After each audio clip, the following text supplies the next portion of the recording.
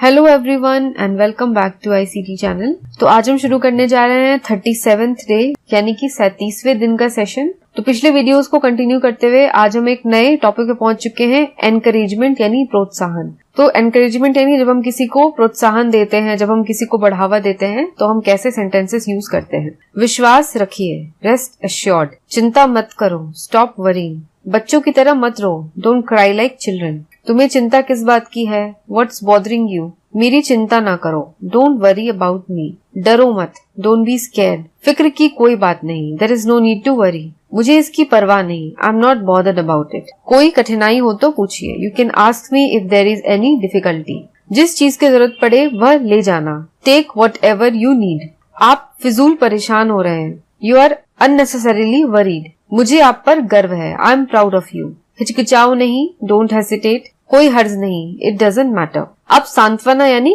Consolation, यानी जब हम किसी चीज का अफसोस प्रकट करते हैं तो हम कैसे सांत्वना देते हैं। जैसे अगर हमें किसी को कहना है बड़े अफसोस की बात है तो हम कहेंगे इट्स अ पिटी या इट्स वेरी सैड, उसे सांत्वना दो, कंसोल हिम। संसार का कुछ ऐसा ही नियम है, that's the way things are. तो जनरली कुछ जब सैड होता है, कुछ ऐसी चीज होती है जो कि दुखद होती है, तब हम सांत्वना देते हैं। तो ये अलग अलग सेंटेंस जो हम हिंदी में यूज करते हैं उसको आप इंग्लिश में कैसे बोल सकते हो ये हम देख रहे हैं। ईश्वर की यही इच्छा थी, इट वॉज गॉड्स विल, जिस कष्ट का इलाज नहीं हो सकता उसे सहना ही पड़ता है, what can not be cured must be endured, ईश्वर पर भरोसा रखो, संकट टल जाएगा, have faith in God, misfortune will pass, ईश्वर तुम्हें इस गहरे धक्के को सहन करने की शक्ति दे, may God give you strength to bear this terrible blow. हम अपनी संवेदना प्रकट करते हैं, वी ऑफर आवर कंडोलेंसेस, हम उसके पिता के देहांत पर दुखी हैं, we are deeply grieved at the death of our father. अब आता है नाराजगी यानी अनॉयंस। जब आप किसी से नाराज होते हो या आप किसी से चिढ़ जाते हो तो आप कैसे सेंटेंसेस यूज करते हैं। आप अभी तक काम में क्यों नहीं लगे, why haven't you begun, why haven't you started the work yet, आप मेरी बात को क्यों काटते हैं, why do you contradict me, आप मेरी ओर क्यों घूरते हैं, why do you stare at me, आप बेकार गुस्सा हो रहे हैं, you are angry for nothing या you are unnecessarily getting annoyed, तुम बेकार में समय खोते हो, यू जस्ट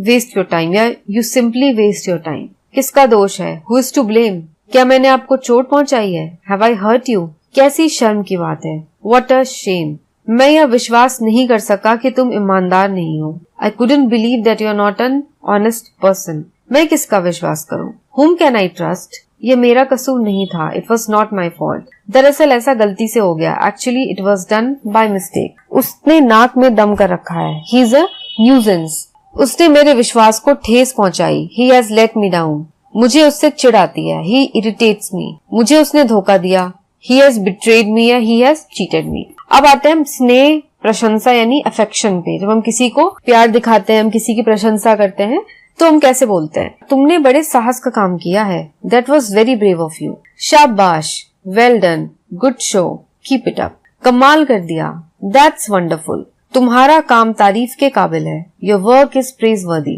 तुम कितने अच्छे हो, यू आर सो नाइस या हाउ नाइस यू आर, आपने मेरी बड़ी सहायता की, you have been a great help to me. Don't be afraid यानी डरो मत में डोंट दो शब्दों के मेल से बना है, डोंट डू प्लस नॉट, तो डू प्लस नॉट में जब हम इसको जोड़ के लिखते हैं तो ओ गायब हो जाता है और डोंट में एन के बाद ये एपोस्ट्रॉफ आ जाता है, इस चिन्ह को हम एपोस्ट्रॉफ बोलते हैं जो कि कुछ इस तरीके से दिखता है। वैसे ही वोंट जो है वो वू प्लस नॉट से नहीं बनता है बल्कि विल प्लस नॉट से बनता है।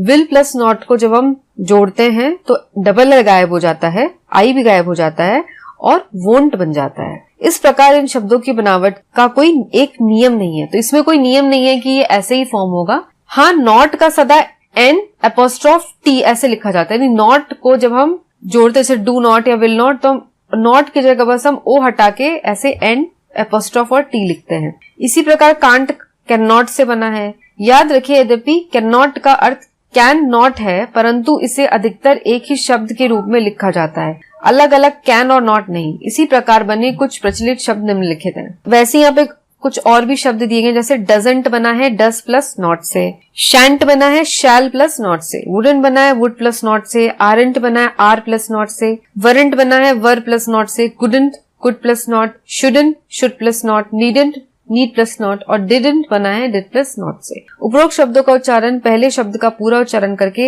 एंट लगाने से बनता है, जैसे वुडंट, कुडंट, शुडंट, नीडंट आदि। तो ये हो गए हमारे आज के सेंटेंसेस और कुछ नए शब्द। तो आई होप आपको आज की ये वीडियो पसंद आई होगी।